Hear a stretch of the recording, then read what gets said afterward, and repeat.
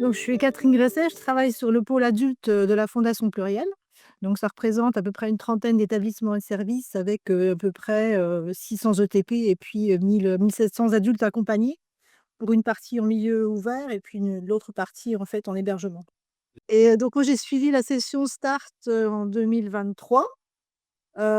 Parce que pour plusieurs raisons, je m'étais inscrite sur la session. Déjà parce qu'il y avait pas mal de professionnels de l'enfance et on n'est pas forcément toujours en lien avec le secteur enfant sur la fondation sur laquelle je travaille. Enfin, pas suffisamment à mon sens, donc ça m'intéressait de travailler de commun avec eux. Et puis l'autre raison, c'est qu'on avait repris dans mon parcours, en fait, j'ai dû reprendre une structure qui dysfonctionnait, en fait, sur le Doubs, en fait, avec un public, essentiellement autiste.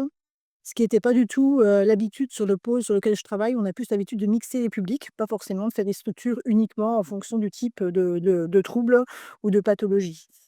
Et donc on a restructuré cet établissement, enfin du mieux qu'on a pu, et je voulais conforter en fait l'organisation que j'avais moi-même mise en place puisque c'est en partie moi, hein, j'ai pas tout fait, mais j'étais quand même bien présente sur cette structure en fait, qui était une structure avec des sujets des patients, enfin des résidents, adultes souffrant de TSA assez lourds en fait, voilà. Et puis j'assure aussi la présidence d'un CSSCT et dans l'analyse des types, d'accidents du travail, en fait, montait depuis quelques années en puissance, tout ce qui était RPS, lié notamment au comportement en fait, problème des résidents qui après, bah, forcément génèrent des complications au niveau de l'équipe, au niveau des familles, des autres résidents. Et alors on avait mis des choses en place déjà, parce que moi j'ai un parcours aussi, EHPAD, donc j'avais quand même, quelques outils dans ma besace. Mais je voulais en fait, voilà, essayer d'améliorer en fait cet accompagnement, de rassurer les professionnels et de leur donner des clés, des outils en fait pour qu'on puisse mieux accompagner l'usager et du coup, rassurer les professionnels.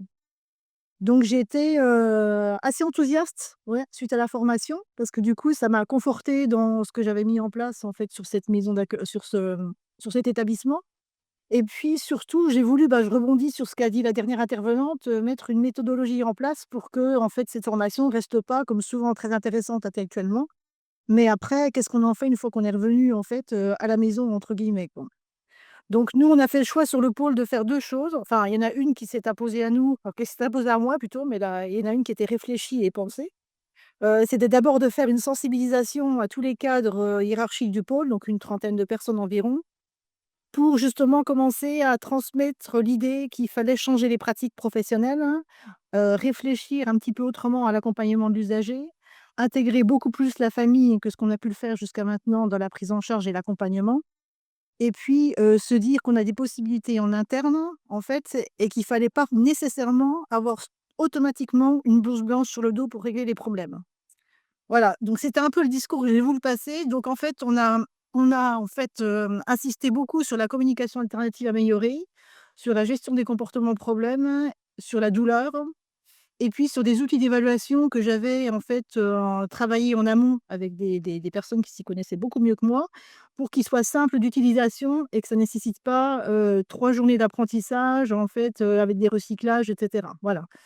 Donc on était vraiment là-dessus. Donc ça a donné une ouverture, on dit au niveau du pôle. Après, on sait que c'est pas sur un simple après-midi que les pratiques changent, mais ça a quand même, mis un petit germe, on va dire, dans voilà, dans la tête de nos cadres qui étaient assez favorables, hein, mais qui voyaient pas trop comment l'empoigner. Voilà. Donc du coup, moi, je suis quelqu'un d'assez méthodo, donc j'ai travaillé une petite organisation, une petite méthodologie pour qu'ils puissent en premier une fois qu'ils étaient de retour sur leur site, pour les cadres et les chefs de service. Et puis cette méthodologie, bah, du coup, je l'ai appliquée assez rapidement parce que j'étais amenée à faire un remplacement sur une structure, une maison d'accueil spécialisée. Donc, bah, ce que j'avais annoncé, autant le mettre en place, autant tester. Voilà, c'était l'occasion.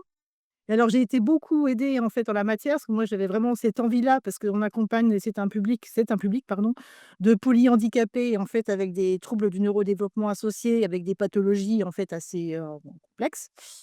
Et j'avais déjà en tête qu'on les accompagnait pas suffisamment bien et qu'on pouvait faire mieux avec les moyens existants. Même si les moyens, dans les maisons d'accueil spécialisées, on est aussi sujet au turnover, au manque d'absence et cetera, mais si on en reste là, effectivement, on fait plus rien. Et puis j'avais aussi une fuite, des soignants en fait, parce qu'ils allaient, enfin voilà, chercher du travail ailleurs après le covid et cetera et tout ça. Donc je voulais redonner du sens en fait à l'accompagnement et puis, leur montrer qu'il y avait pas que les soins de nursing en masse, il y avait pas que l'aide à l'habillage, il y avait pas que l'aide au repas, mais qu'on pouvait en fait accompagner l'usager aussi autrement. Donc en fait, j'ai été aidée avec, les 2 éducs qui ont vraiment pris en fait, ça à bras-le-corps avec moi, qui étaient vraiment partie prenante du projet et donc on a conduit le changement de septembre, on va dire, à décembre sur la structure. Moi, j'étais 2 jours par semaine, hein, parce que j'avais quand même gardé mes autres tâches, à côté. Donc on a déjà fait des réunions générales avec les professionnels pour leur dire pourquoi on voulait un petit peu modifier les lignes, changer un peu les règles et cetera, voilà. On a associé les familles sur les CVS parce que beaucoup étaient inquiets. «Mais pourquoi vous allez évaluer en fait, nos adultes? Ça fait 30 ans qu'ils sont là, on les connaît et puis s'ils réussissent pas l'évaluation, qu'est-ce qui va se passer? Vous allez les mettre dehors». Enfin voilà, c'était vraiment, voilà et donc du coup, on a mis en place des évaluations en fait sur les usagers en fait. Alors ceux qui nous posaient problème, on a fait ce choix-là en fait de travailler avec plutôt les usagers avec des comportements problèmes. Sur des évaluations, alors au début, on était parti sur la grille, Vineland 2 et on s'est vite aperçu en fait qu'elle n'était pas forcément, adaptée à la typologie de notre public et on est revenu rapidement sur l'HSEP. Voilà, donc on a l'HSEP ou ouais, l'HSEP principalement en fait, voilà et donc du coup, on a voilà les éducs avec, le référent, la famille en fait ont évalué ça. On a après construit en fait, alors c'est en cours, hein, toujours, hein, parce que ça prend beaucoup de temps, suite à ce qui a pu être, suite à ce qui a pu émaner d'évaluations en fait, construit en fait, les projets personnalisés avec les familles et les usagers qui étaient en compétence de pouvoir le faire avec nous et puis surtout un planning d'activités en lien avec ça. Parce que moi les activités, occupationnelles, c'est très bien, il en faut, mais il faut pas que ça et faire des gâteaux l'après-midi, c'est sympa, mais je pense qu'on peut quand même maintenir, des acquis en fait en masse, même si on est sur un public, polyhandicapé avec, toutes les difficultés qu'on peut connaître. Voilà, donc ça a quand même ouvert le champ des possibles, en fait, dans la structure.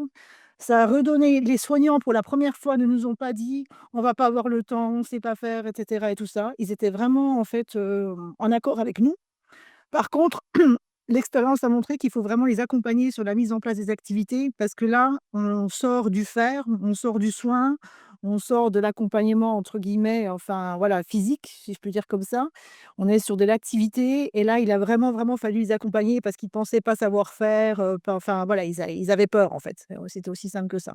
Donc on a beaucoup accompagné les soignants sur les activités, quels que soient enfin je dis les soignants, pour moi c'est l'équipe d'accompagnement, hein, qu'ils soient éduc, AES, Oui. AMP, enfin c'est pas voilà, c'est pas voilà, c'est pour moi c'est une équipe d'accompagnement dans la globalité de la personne, en fait et pas uniquement sur les soins de nursing.